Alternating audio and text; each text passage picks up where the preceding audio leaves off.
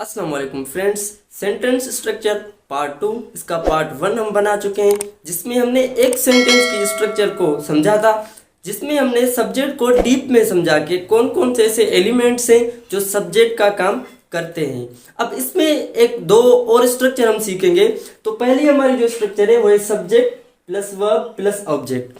Subject को तो हम समझ चुके हैं, अब समझते हैं ऑब्जेक्ट क्या होता है। अब देखिए, एक सब्जेक्ट होगा और वर्ब होगा, उसके फौरन बाद एक नाउन या प्रोनाउन आएगा। ठीक, वो जो नाउन या प्रोनाउन होगा उसको ऑब्जेक्ट कहेंगे। बस इसमें एक बात आप ध्यान कर लें, एक बात नोट कर लें, इस वर्ब के बाद कोई प्रेपोजिशन नहीं आएगा। इसके बाद आर्टिकल आ सकता है, इसके बाद में कोई प्रेपोजिशन नहीं आएगा। और ये जो वर्ब होगी ये टू बी वर्ब नहीं हो सकती, नहीं होगी। जैसे इज, एम, आर, वाज, वर, अगर ऐसी वर्ब होगी तो फिर ये ऑब्जेक्ट नहीं, कॉम्प्लीमेंट कहलाएगा। कॉम्प्लीमेंट आगे समझते हैं, इसको फिलहाल इसको ही समझ लेते हैं। ये सब्जेक्ट, ये हमारी वर्ब और ये ऑब्जेक्ट। ठीक, तो क्या कहा हमने, एक सब्जेक्ट एक वर्ब, उसके फौरन बाद प्रेपोजिशन नहीं आना चाहिए। कोई भी नाउन या प्रोनाउन होगा वर्ब के बाद तो उसे हम ऑब्जेक्ट कहेंगे। और दूसरी बात ये कि ये जो वर्ब होगा ये टू बी वर्ब नहीं होना चाहिए, इज, एम, आर, वाज, वर। ठीक, इसी को ही ऑब्जेक्ट कहते हैं। ऐसा नहीं है कि बियरर ऑफ एन एक्शन हो और रिसीवर ऑफ एन एक्शन, ऐसी कोई बात नहीं। इसमें कौन एक्शन, वर्ब रिसीव ही नहीं कर रहा है, ये कह रहा है आई लाइक आइसक्रीम। आइसक्रीम की वो लाइकनेस बता रहा है, लाइकिंग बता रहा है कि वो आइसक्रीम को लाइक करता है, लेकिन इसमें रिसीविंग का कोई काम नहीं हो रहा, फिर भी इसे ऑब्जेक्ट की ही कहेंगे। अब दूसरा एग्जांपल है, ही प्लेज क्रिकेट, वो क्रिकेट खेलता है। ये सब्जेक्ट और ये वर्ब और ये क्रिकेट हमारा ऑब्जेक्ट। ठीक, अब जो तीसरी स्ट्रक्चर है हमारी वो है subject plus verb plus indirect object plus direct object. ये पैसिव एक्टिव में बहुत यूज होती है। इसमें लोगों को भी कंफ्यूजन होती है कि इनडायरेक्ट ऑब्जेक्ट, जब एक सेंटेंस में दो ऑब्जेक्ट आ जाते हैं तो जो बेसिक इंग्लिश पढ़ने वाले थे उनको बहुत कंफ्यूजन होती है कि दो ऑब्जेक्ट हो गए, अब इसमें इनडायरेक्ट ऑब्जेक्ट कौन सा है, डायरेक्ट ऑब्जेक्ट कौन सा है, तो इसको आज हम समझेंगे। पहली बात तो सब्जेक्ट प्लस वर्ब, उसके बाद में जो ऑब्जेक्ट आएगा उसको हम क्या कहेंगे, इनडायरेक्ट ऑब्जेक्ट कहेंगे। उसके बाद में जो दूसरा ऑब्जेक्ट होगा उसको डायरेक्ट कहेंगे। बाज़ औक़ात बहुत से टीचर पढ़ा देते हैं कि जो पहले हमारा सब्जेक्ट जो पहले हमारा ऑब्जेक्ट आएगा उसको हम डायरेक्ट ऑब्जेक्ट कहेंगे, जो बाद में होगा उसको इनडायरेक्ट ऑब्जेक्ट कहेंगे। ऐसा नहीं है, जो पहले हमारा ऑब्जेक्ट आएगा उसको इनडायरेक्ट ऑब्जेक्ट कहेंगे। अब एग्जांपल की मदद से समझते हैं। हमने कहा ये सब्जेक्ट आए, ये गेव वर्ब और ये ऑब्जेक्ट और ये दूसरा ऑब्जेक्ट। इसमें दो ऑब्जेक्ट आ गए, आई गेव सईद, मैंने सईद को दिया अ बुक, मैंने सईद को एक बुक दिया। तो ये जो हमारा सईद है ये स्ट्रक्चर के हिसाब से क्या हुआ, इनडायरेक्ट ऑब्जेक्ट हुआ। ठीक, तो इसे सईद को हम कहेंगे इनडायरेक्ट ऑब्जेक्ट और ये जो बुक है वो है डायरेक्ट ऑब्जेक्ट। अब इस स्ट्रक्चर को इस तरीके से दूसरे तरीके से भी लिखा जा सकता है और आप लिख सकते हैं इसको, ये भी ये सही कंसीडर किया जाता है। जैसे हमने कहा I gave the book to Saeed. अब इसमें समझने वाली बात यह है कि जब हम कहेंगे I gave the book to Saeed तो फिर ये जो हमारा बुक होगा, पहले जो हमारे पहले पास नाउन था उसको हमने क्या कहा, पहला जो हमारा ऑब्जेक्ट था उसको हमने कहा इनडायरेक्ट ऑब्जेक्ट। ठीक, इनडायरेक्ट ऑब्जेक्ट, और दूसरा जो था उसको हमने कहा डायरेक्ट ऑब्जेक्ट। अब जब ये प्रीपोजिशन आ जाएगा तो जो प्रीपोजिशन से पहले सब्जेक्ट आएगा, ऑब्जेक्ट आएगा, उसको हम कहेंगे डायरेक्ट ऑब्जेक्ट, उसको क्या हम कहेंगे, डायरेक्ट ऑब्जेक्ट।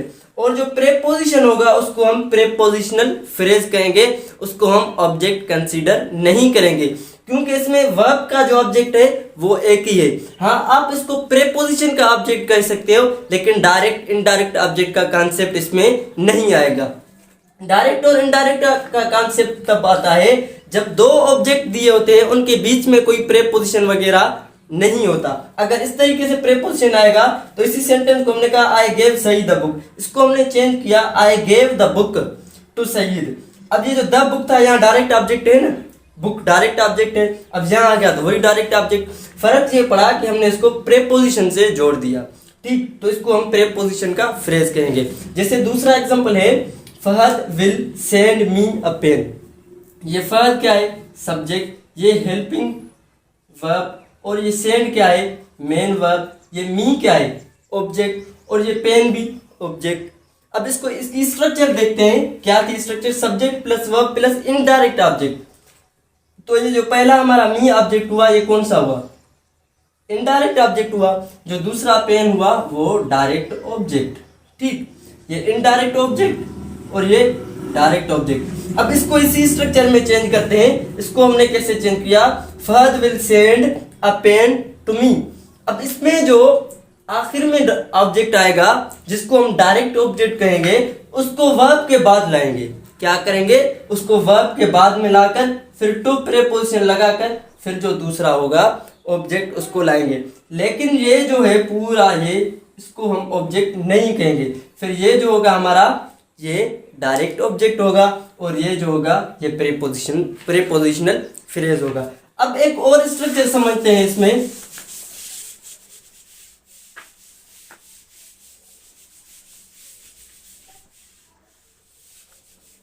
अब इसमें ही आपका समझना बहुत जरूरी है, क्योंकि आप इसको एक साथ नहीं देखेंगे तो आपको समझ में हो सकता है कि ना आए, आपको कंफ्यूजन हो जाएगी।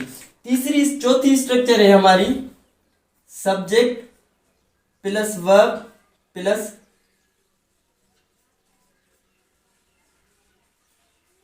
कॉम्प्लीमेंट। कॉम्प्लीमेंट की स्पेलिंग मैंने पूरी लिखी है। तो complement, subject plus verb plus complement क्या होता है, इसमें एक छोटा सा क्लू है, कंफ्यूज होने वाली बात नहीं है। अब उसमें हमने कहा कि ऑब्जेक्ट में जो ऑब्जेक्ट के पहले वर्ब आएगी, वो हेल्पिंग वर्ब वाली जो वर्ब होगी वो नहीं आएगी। Is, am, are, was, were, to be verb नहीं होगी। फिर ही हम उसको ऑब्जेक्ट कंसीडर करेंगे।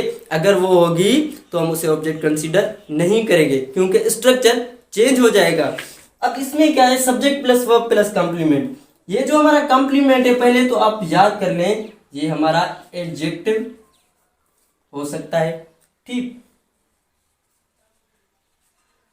और दूसरा ये क्या होता है, ये नाउन। ठीक, प्रोनाउन नहीं होगा, ये नाउन होगा या एडजेक्टिव होगा। एग्जांपल की मदद से समझते हैं। जैसे हमने कहा the piano is heavy. The piano क्या है, सब्जेक्ट, ये इज क्या है, वर्ब। ठीक, ये हेवी क्या है, एडजेक्टिव। ठीक, तो ये क्या हुआ, ये कॉम्प्लीमेंट हुआ किसका, सब्जेक्ट का। इसी को ही कहते हैं सब्जेक्ट कॉम्प्लीमेंट। अब देखिए इसमें नाउन कैसे हो सकता है। जैसे हमने कहा ही इज अ बॉय। ठीक, he is a boy, he is a doctor, he is engineer. फिर ये क्या हुआ, ये नाउन हुआ, और ये सब्जेक्ट कॉम्प्लीमेंट हुआ। अब एक और बात क्लू ये है कि जो हमारा सब्जेक्ट कॉम्प्लीमेंट होता है वो 98% बी वर्ब के साथ होता है। अब ये बी वर्ब्स क्या होती हैं, बी वर्ब्स होती हैं, इसका एक फोल्डर है, जैसे इज, एम, आर, वाज, वर। शर्त यह है कि इनके बाद में एक और वर्ब नहीं होनी चाहिए। जैसे हमने एग्जांपल में हमने देखा, ही is a doctor, he is engineer, the piano is heavy, Sadaqat is a good boy. ठीक, तो इस तरीके से ये इनका क्लू है, इसको आप नोट कर लें। अब ये तो हुआ subject plus verb plus complement. अब दूसरी जो इसकी स्ट्रक्चर होती है उसको कहते हैं subject plus verb plus object plus complement.